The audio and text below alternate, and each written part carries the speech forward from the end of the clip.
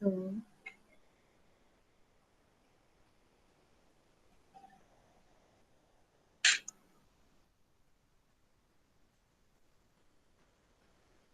can you see the screen, girls? No, madam. కనిపించలేదా? No, madam. No, madam. Yes or no? No, ma'am. No, madam.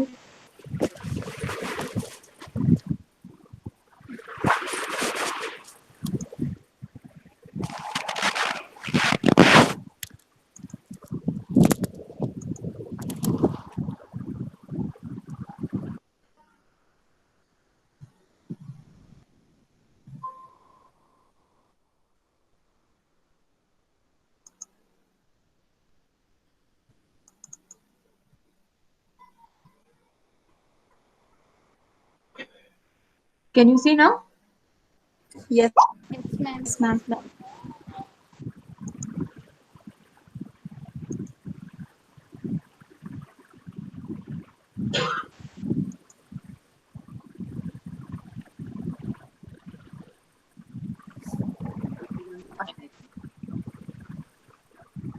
Is it visible? Yes, madam. Okay. Okay. So we have started with this chapter, right? Electronic spectroscopy of metal complexes. Okay. So I said that in the introduction that we have seen that there are metal complexes which are colored. Okay. And we said some examples I've given here. Cobalt aqua complex is pink. Cobalt chloride complex is blue. Whereas nickel is green. Okay. And when you add ammonia to that, it turns blue again. So when you change the ligand from here to here, the color of the solution or the color of the complex is changing. When you do the reduction of chromium complex from +3 to +2 also, when we are changing the oxidation state also, it is going from violet color to the bright blue. Okay. So we said that all these colors are being absorbed in the visible light. Okay. And then whatever color we see is nothing but its complementary color. So I've given you last class a table, which color if it absorbs, which color is being seen. Okay.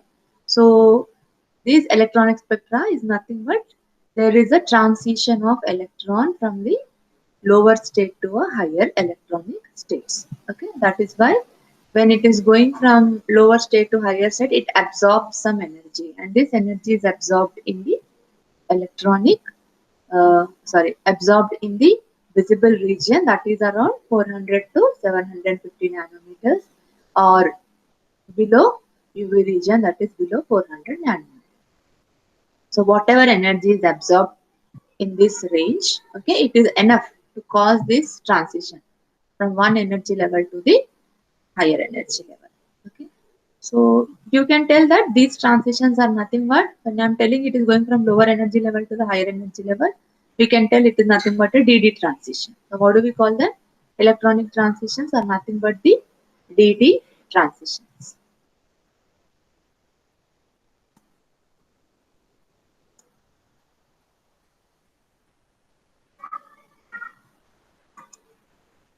Okay, it is called as the DD transitions. Now you have the, how can you tell that these are DD transitions? We very well know that when it is an octahedral complex, there is a crucible splitting, okay, into two levels, that is T2G and EG levels, okay. And then if it is a tetrahedral, you will simply have E and T2.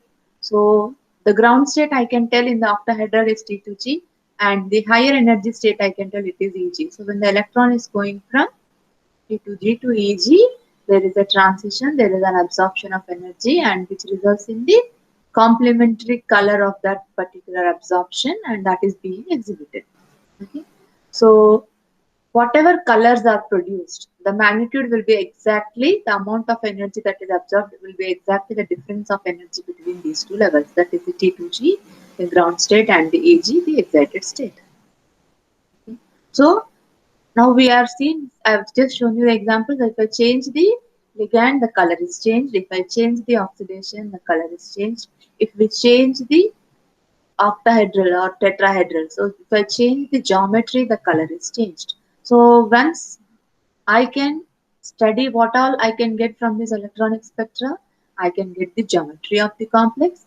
I can get what type of ligands are present. I can even get the oxidation state of the central metal ion. Okay, so all these information can be obtained from the electronic spectroscopy. Okay, so this was the introduction, and we have seen the uh, last class also. What is the principle? Principle is it is following the Beer-Lambert's law. That is, the absorbance or the optical density is proportional to the intensity of ratio of intensity of incident light to the transmitted light, or I can tell if I use the remove the what do you call this proportionality constant, I can put a proportionality constant, that is molar absorption coefficient, okay, epsilon. So A is equal to epsilon Cl, where C is the concentration and L is the path length of the sample. So how much amount of light is absorbed, that is nothing but it is directly proportional to the concentration of the solution. It is directly proportional to the path length of the solution. So as the concentration increases, absorbance increases. As the path length increases, the absorbance also increases. Okay. Now I would like to, so this is about your last class. Okay. To start with today's class, I will show you something, some other screen.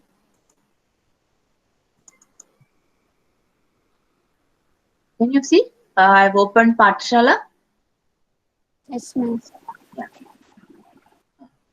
So we will see what are happening when I'm talking about the excitation or what is happening in the spectrum. Okay. So we can take spectra for different compounds. Okay.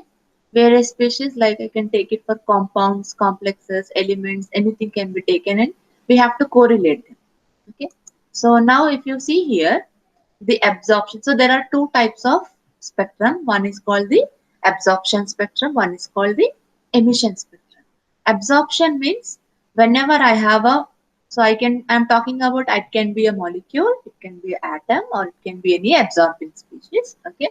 So whenever it is absorbing some photons or the light energy, whatever electron is there, it is going from the ground state to the excited state. And whatever that is the energy difference between these two. So same energy is absorbed in the spectrum. Okay. So it is absorbing and going to the higher energy state. When you come to the emission spectrum, the excited molecule or the atom or any species which is excited, it loses energy in the form of h nu. H is your Planck's constant and nu is the frequency. Okay. So when it comes back to its ground state, then you call that as the emission. So some energy is emitted, that you call it as emission spectrum.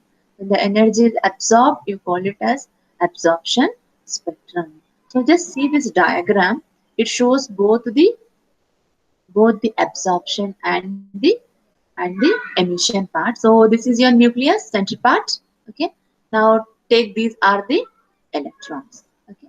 So I'll just talk about these two green electrons. So in the absorption, so the light photon is absorbed by this electron, and it is going from, this is the inner circle, right? So inner circle is the ground state. This is the excited, the outer orbit. Okay. So the electron is going from here to here. Okay. So you can see that it is getting excited. Okay. Now look at emission. Same things are shown in both the same diagram. So here this electron is excited. That's why we have put it in the red. Okay. Now this is giving off the. Can you see this is coming inside? Now this is giving off the energy. It is emitting the energy.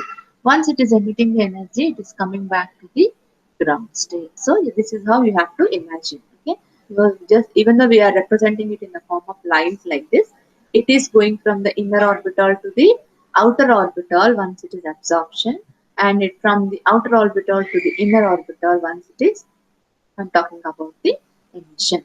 Okay. So we will not go into the details of emission spectrum, because we are dealing with the absorption spectrum here. So this emission spectrum, you can have three types: continuous, band, and line spectrum. I will not We will not go into the details of this. We will just talk about the absorption spectrum. Okay? So when you talk about the absorption spectrum, so you should, we are telling that it is because it is going from the T2G level to the EG level, you call it as the DD transition. Okay, or you can have one more type also, it is known as the uh, charge transfer transition. So this absorption spectrum, it can occur either in two ways. Okay, one can be a DD transition, that means an electron going from one d orbital to the other d orbital. The other one is charge is transferred, okay, between the metal and the ligand. Okay, charge and antimony, it is nothing but the transfer of electrons. Okay, so it is can be a DD or it can be the charge transfer transitions. Now coming to this absorption spectrometer. Okay, so this is similar to your colorimetry. So what is there? A source of light is there. Okay, tungsten filament. So it gives the electrons. Then what happens? You need a filter so that all these wavelengths are minimized and you get only one type of light with single wavelength, okay, which is done by this monochromator. So this light is falling on the, this is the intensity of the light that is coming out, I naught, and it falls on the sample, and this is your path length of the sample, and whatever intensity is coming out is detected by this, or the transmitted light is detected by the detector. Okay, so I will have all the uh, wavelengths here on the x-axis and the amount of intensity on the y-axis. So I can tell how much is absorbed, how much is emitted.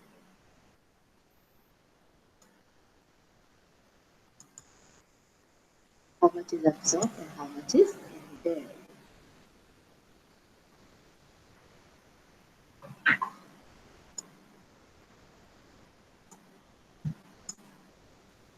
Okay.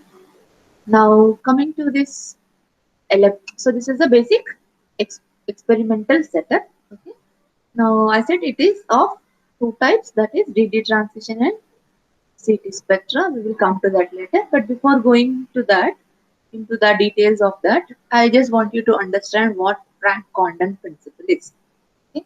So we are telling that the electron is going from the ground state to the excited state, or we are telling that energy is absorbed. Okay, when the energy is absorbed, okay, there should, you can expect that the atom, there is a displacement of the atoms. So if I'm talking about in a molecule of two atoms, when it is absorbing the energy, there can be a shift in the displacement, or there can be a change in the distance between the atoms. But here it is not happening. Why? Because whatever electronic transition we are talking, it is, the energy is very, very small. Okay, what is the order? And the time taken is also very, very less, and the time taken is, for that transition, is 10 to the power of minus 15 seconds. How much? 10 to the power of minus 15 seconds. So when I'm telling it is 10 to the power of minus 15, you can imagine how small it is. Okay, so because of which, what happens, you cannot see any change in the movement of the atoms in the molecule. That is, the transition is not changing the position. Okay, so you don't have enough time to change the position of the atoms, or the configuration is not changed. Okay, so you don't see any movement. Hence what happens, whatever transition is taking place, it is simply a vertical transition. Okay, so it is simply a vertical transition. So when you see this Frank-Condon principle, I can explain with the help of a diagram. Okay, so this is the distance between the two atoms, that is the interatomic distance, and this is the energy absorbed. Okay, so in each excited state is this one as well, and this is the potential energy curve for the ground state, which is having various vibrational levels. So these are all the vibrational levels in the ground state, and these are all the vibrational levels in the excited state. So what we generally take it as, this is the vibrational levels in the ground state. So V0, V1, V2, V3, you can keep on increasing. Similarly, in the excited state, again I can put V0, V1, V2, V3, V4, so on. Okay. So always the transition goes from the ground state vibrational level to the excited state vibrational level. So always it should start from the ground state, that too that when the electrons are in the V naught, that is the ground level V0. Okay. So always you can tell that the transition is going from V0 to V0, V0 to V1, V0 to V2 of the excited states. Okay. And this is your electromagnetic radiation. So this is how you are showing the Frank Condon principle is telling that the transition is always vertical, and since the time taken for the transition is very less, there will not be any displacement of the molecules or the atoms. Okay. So what I said, the peaks will be from V0 to V0 or V0 to V1, V0 to V2, etc. Of these are all the different vibrational levels. So the V0 to V0 will be the one with the lowest energy, and when I go to V0 to V1, it will be little bit more. Okay. So when you see this absorption spectrum, okay, when I put it, the absorbance and the wavelength. So I get peaks like this. Okay. So this is an example of a chlorophyll of both A and B. Okay. You can clearly see that distinguish between chlorophyll A and B. The wavelengths are different. Can you see? The wavelengths are different and the amount of intensity absorbed will also be different. Okay. So you can clearly identify which is chlorophyll A and which is chlorophyll B. This is how you get the absorption spectra because of the excitation from the ground state to the excited state. Okay.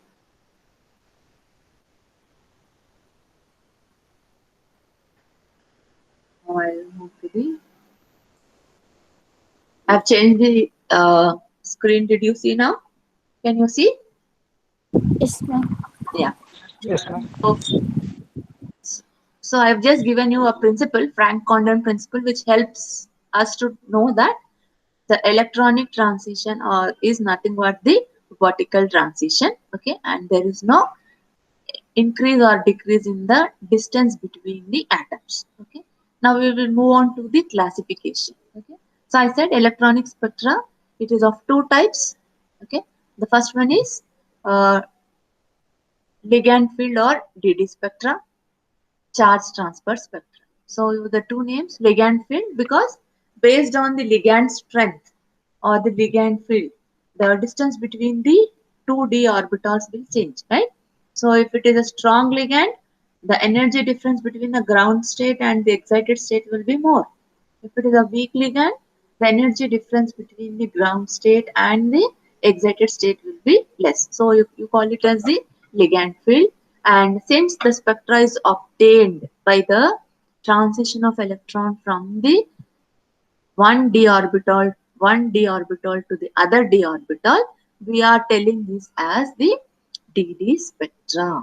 That means it is occurring mainly in the transition metal ions, concerned with only transition elements. Okay. Now all these DD transitions generally they are symmetry forbidden.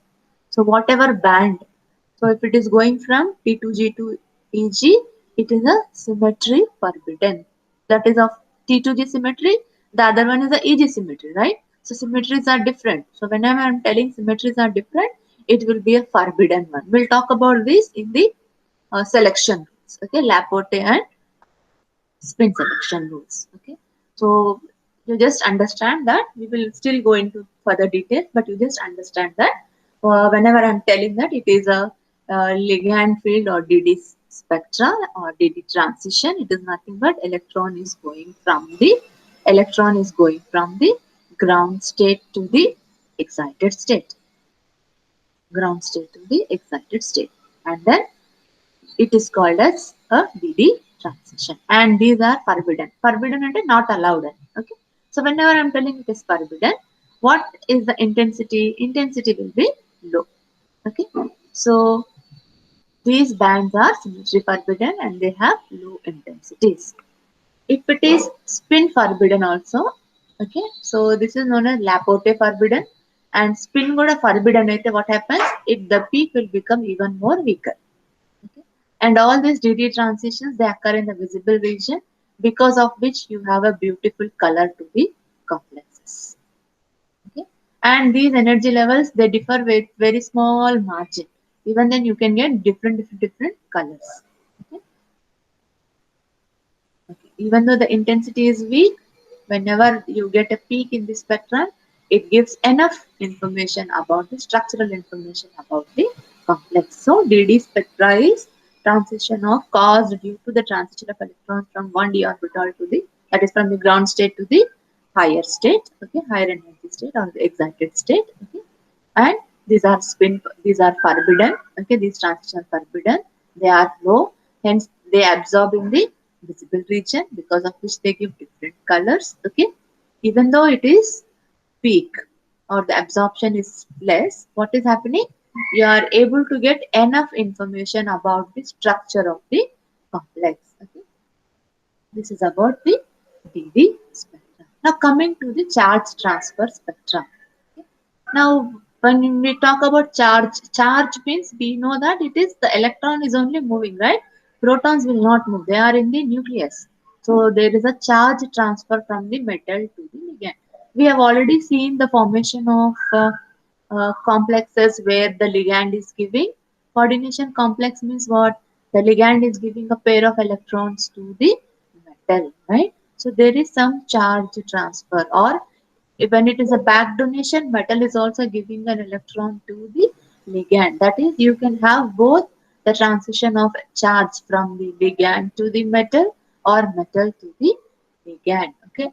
In such cases also, they are going to show, or whenever this electrons is getting transferred from metal to ligand or ligand to metal, it is absorbing some energy, and the spectra resulting due to this, you call it as the charge transfer spectra. What do you call it as? Charge transfer. So you can have two types in this. The charge can be transferred from the ligand to the metal, that is the first one, and the second one is it can go to the from the metal to the ligand. Okay. Now these transitions are allowed. Okay. Symmetry allowed or Laporte allowed transitions. Okay. And even if they are spin allowed, they will be, colors will be very intense. Okay. Colors will be very intense. Once they are having intense color, you can tell that the energy of those bands will be very high. These occur both in visible and UV regions. Occur both in visible and UV regions. So I said that. So these occur in complexes where the ligands can be both organic or inorganic ligands. Okay. So I said the charge can be transferred from the ligand to the metal or metal to the ligand. Two types are there again in charge transfer, depending on the donor acceptor nature of the ligand or metal ion.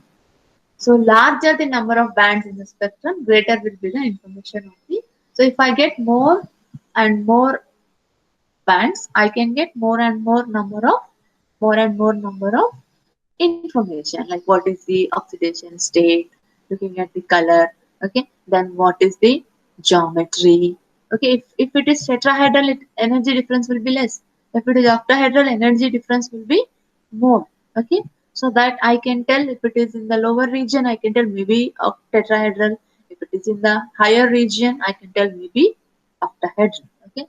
So I said, the organic ligands also can have the charge transfer. So this charge transfer, it can be from the pi to pi star orbital, or non-bonding n to anti-bonding orbital, pi orbital, or sigma to sigma star, or non-bonding to again the sigma star. Okay. And we have seen that the intensity, energy, and multiplicity of these bands can be used for the structural diagnosis. Okay. So what we have learned? We have learned that there are two types of two types of absorption electronic spectra. Okay. That is DD spectra or the ligand field spectra. The other one is charge transfer spectra. Okay. I think we will talk about this in detail. Okay. Now, for your homework, I just want to tell you one thing. Uh, you just write down, everybody please write. Uh, K-4, please write K-4. So when you write K-4, tell me what is the oxidation state of manganese in KMnO4. That is potential for manganese. Plus 1, ma'am. Plus 7. plus 7. Okay. Now, if it is plus 7 manganese, how many electrons are there in the d orbital of manganese?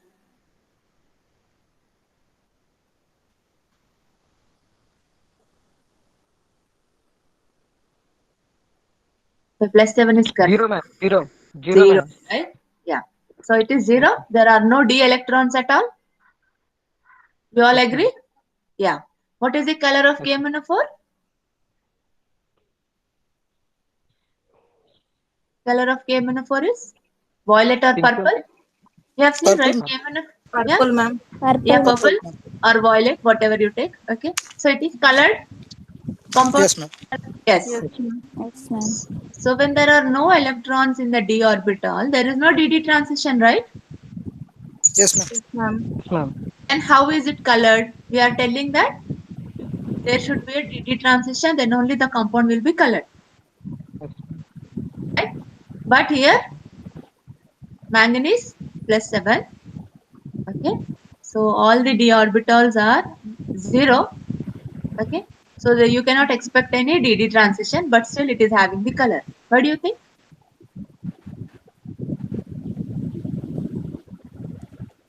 Can you guess? How many types of electronic spectra are there? Two types. One is Tap transfer, ma'am. because Charge. of charge transfer, okay, from the ligand to the metal. Now this is in plus 7, right? So whenever this manganese is taking electrons from the oxygen, okay, what happens? You will get the charge is transferred to the metal. Fine. Because of this charge transfer, what is happening? The KMnO4 is colored. Colored. Okay, so this you have to remember. So this not only due to DD transitions, the color can be due to the due to the charge transfer also. Fine. Yeah. And one more thing I said that most of the organic compounds are white color, but some dyes are colored. Okay. Why these organic compounds are colored? I said there is a electronic transition from the sigma to sigma star, pi to pi star, n to pi star. Okay. Because of the conjugation. Okay, so you have to remember all these things. Okay, because of all these things, these compounds are colored. That means whenever there is a transition of electron by absorbing some light, either through a dd transition or through a charge transfer or through conjugation, what happens? The compound is becoming colored because it is absorbing in the light region, visible region. Okay, is it clear now? So once it is clear, I will move to the next topic, that is the selection rules. Okay, selection rules. So you have two types of selection rules. One is a symmetry and the other one is spin.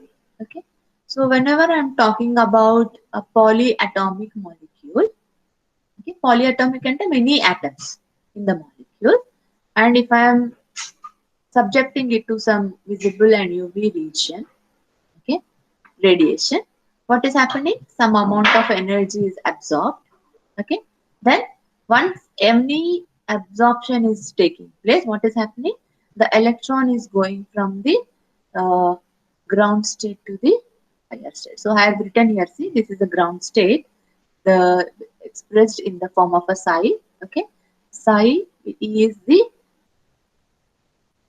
psi e is the symbol, okay, and you are telling ground state, and this is the sign function you are putting in the ex is the excited state. Okay, so here also you have the vibrational levels. You are telling that there is no displacement, the transition is vertical from the Frank Condon principle. Okay, and the vibrational levels here I will tell V0, V1, V2, V3. Here we are telling again V0, V1, V2, V3, and so on and so forth as the energy is increased. So this is your excited state and this is my ground state.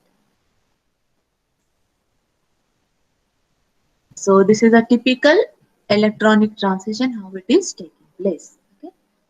So these are the potential energy curves. Okay, and we are showing how the electron is getting transmitted from the ground state to the excited state. So what is that I have shown? I have shown that the V ground, which is equal to 0, is going to the V ground V excited, which is equal to 0. This is the minimum energy that is required. Okay. So for each of these transitions, you have a vibrational levels V and V prime. V is for nu, not V exactly, nu. So nu is the ground state, nu prime is for the excited state, just to differentiate, okay, which is for what. Okay. So for convenience sake, we are putting that the sign, okay, psi. So nu of the ground energy will be z of the 0 is going to that of the excited state of the 0, and the energy difference between these two is delta E. Okay. We know that delta E is, I've shown you just now, whenever the energy is absorbed, it is nothing but in the form of h nu. I said, right, the h is your Planck's constant and nu is the amount of frequency absorbed. Now nu is nothing but the velocity of light by the lambda, right? C by lambda. So, and I can tell that 1 by lambda, that is inverse of wavelength, is nothing but the wave number. So this equation is very well known to all of you. Okay. So this transition, which is nothing but your delta E, is nothing but it is h nu. Okay. So the intensity of transition depends, if you take then the integrals of that. Okay. So we are writing an equation here which shows that this mi is the transition moment. So whenever I'm talking about moments, we are talking in the directions. Okay. Then mu I is the electric dipole moment. Okay. Now this electric dipole moment, it can be in three directions, x, y, and z. Okay. And this is a differential equation, d tau. So I can write this as between the integrals, the psi e ground, okay, within the, it can be going in the x direction, y direction, or z direction, to that of the psi e excited state, okay, which will be equal to this one. Okay. So the whole thing I can write after differentiation like this. Okay. So these are the electronic wave functions of the ground and the excited states. So just remember this equation. We will come to this equation once again. Okay. Now mi is the transition. Okay. And then mu is the dipole moment in the three directions, that is x, y, and z. Now coming to this electric dipole transitions. So during the absorption, before going into this, tell me, when I'm talking about electromagnetic radiation, what do you mean by electromagnetic radiation? What do you understand electromagnetic radiation? We have shown, right, in the electromagnetic radiation, and it will have all different types of let show you here. So you will have this, right? All the energies are there, different types of energies from radio frequencies to the cosmic rays. Okay. So electromagnetic radiation. Can you see here two types of, I'm talking about electro and magnetic. So there is an electric field, there is a magnetic field. Okay. The interaction of these two is nothing but your electromagnetic field, from which the absorption or the electromagnetic radiation from which the absorption is taking place. Okay. So when I'm talking about this electric dipole, okay, electric dipole, okay. So we know that this electromagnetic radiation, it will have two components. One is a electric component, the other one is a magnetic component. Okay. So the energy can be absorbed. Generally, we write like this, right?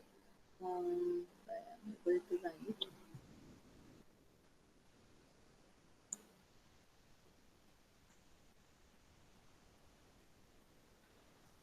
So if I simply write electromagnetic radiation, we will write like this, right? Mm, sorry, I'm able to write here.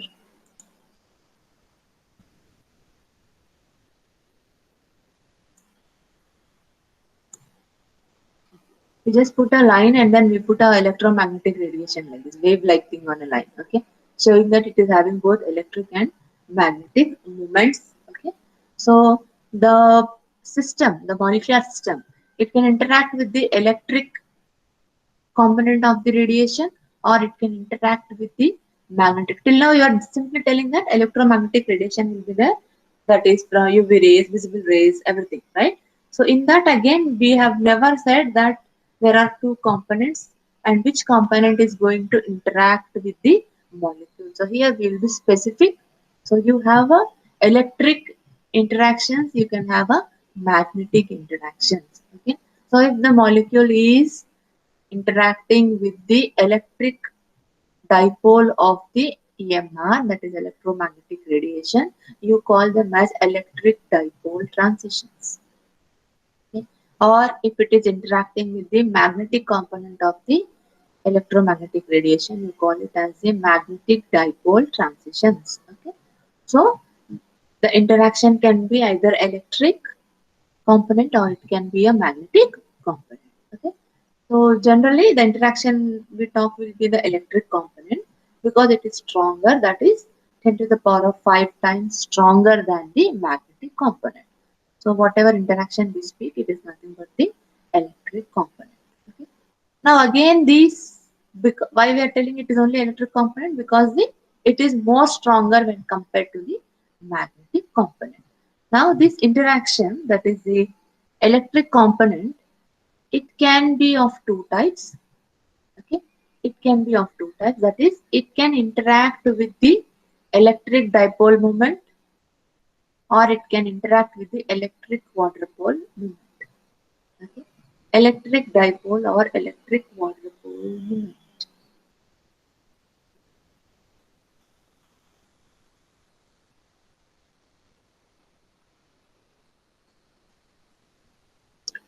So what do you mean by electric dipole or electric quadrupole moment?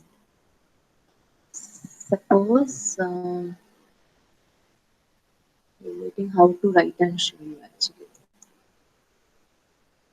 If you have,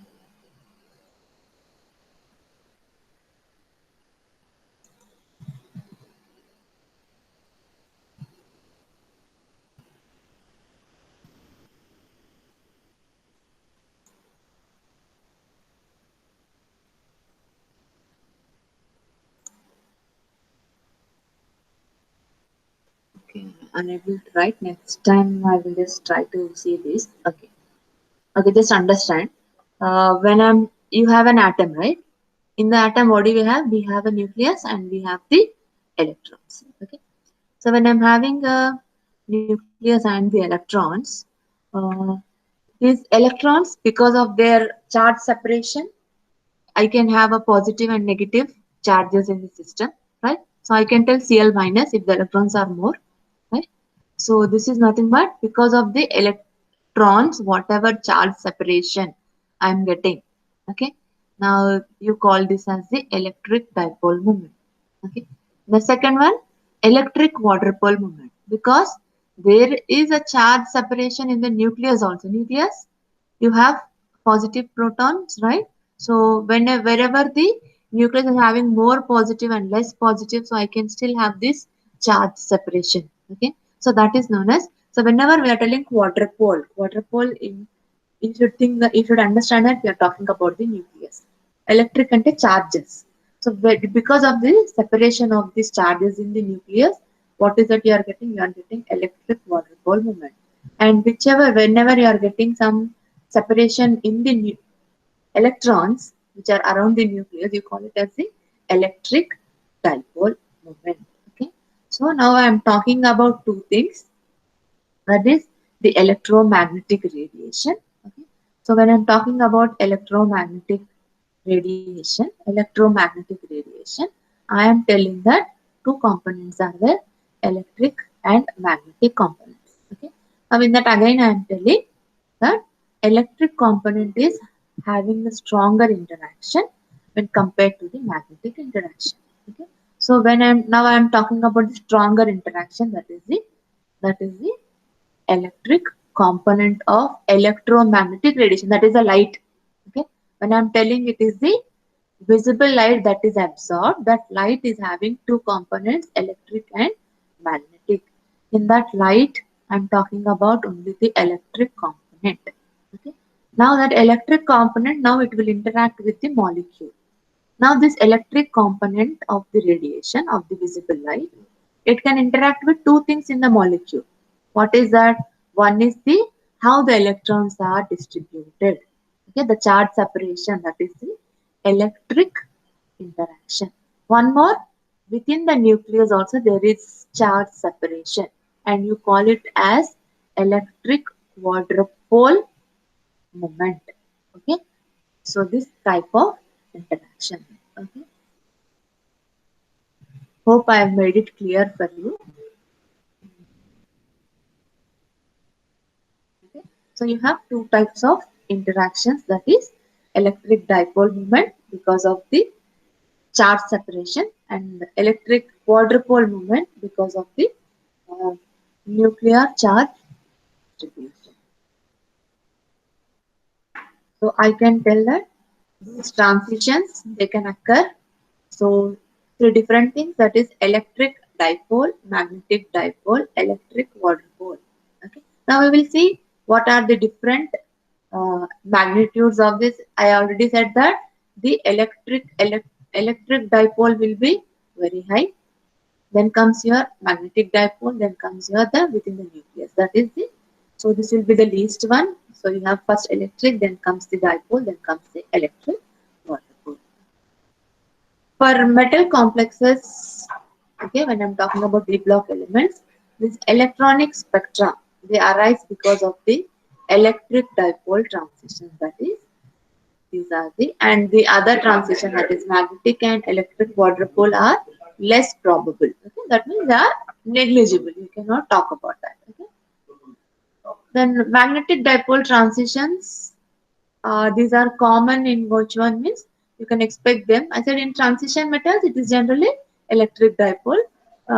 In the lanthanides and actinides, you get the magnetic dipole interaction. So these can be your uh, short answer questions also, when I can tell that transition metal complexes transitions occur due to electric dipole, whereas in the lanthanides and actinides, the type of transition are occurring due to the magnetic dipole interactions. So the next part is you should see what are the, so we have just seen what are the different types of interactions. Now how these selection rules are going to govern these electric dipole transitions. So electric dipole transition will be intense. Intense until it will be having a peak will be long like this. Okay. If there is a large change in the dipole moment, that means there should be a, the transition should be more. That is the V0 to V1, V2 or V3. The displacement should be more. When the displacement is more, naturally the intensity will be more. Okay. So if the, how can the intensity will be more when the displacement, until the charges should be separated by a longer distance. Okay, that means the electron should jump to a higher level. Okay, then only you call it as a the peak will be intense and strong. If it is a change in the dipole moment is small, then you will get a weak peak. And if the change in the dipole moment is zero, how, when I can tell there is no change in the dipole moment, when there is no distribution in the charges, okay, then I can tell that there is no peak at all. Okay, so this is the thing you have to remember. The more the distance between the charges, the intensity of the peak will be more. The less the displacement between the charges, if the peak will be less. And if there is no displacement at all, you cannot expect that there is no peak at all. Okay, these three things you remember. Okay, now I said that I'll talk about that equation. I'll do one thing. We will talk about these equations in the next class. Uh, I'll stop here. So I'll see that we have a white paper. Okay, so that I can easily write and show it to you. So today we have seen Frank Condon principle. Okay.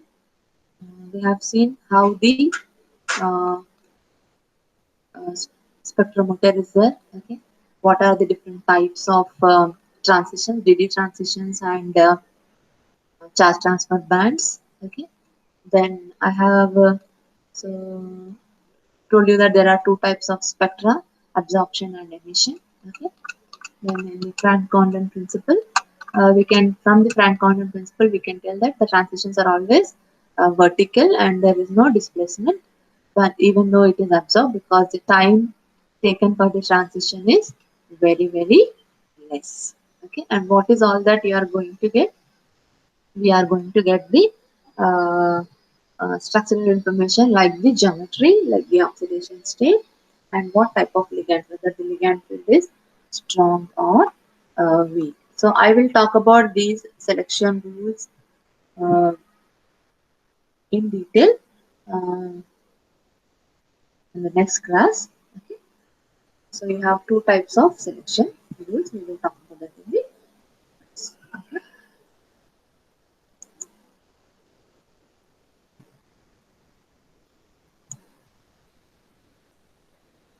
so I'll just uh, switch on your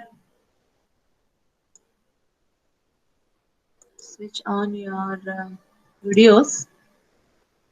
We'll just